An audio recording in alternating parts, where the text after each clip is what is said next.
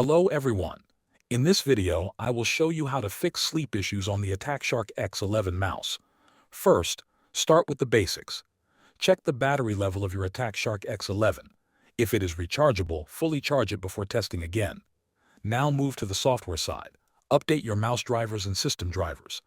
On Windows, open Device Manager, find mice and other pointing devices. Right-click on your mouse and choose Update Driver.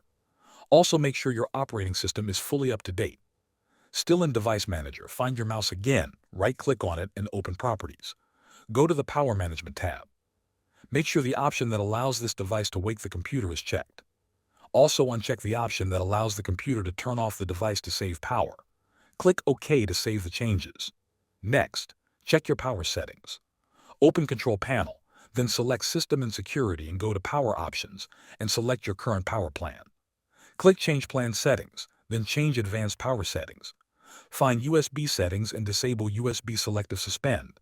This prevents Windows from putting the mouse to sleep. You can also increase sleep timers for the system if needed. After making these changes, restart your computer and test the mouse. In most cases, these steps fix the Attack Shark X11 sleep issue and improve overall performance. Thanks for watching.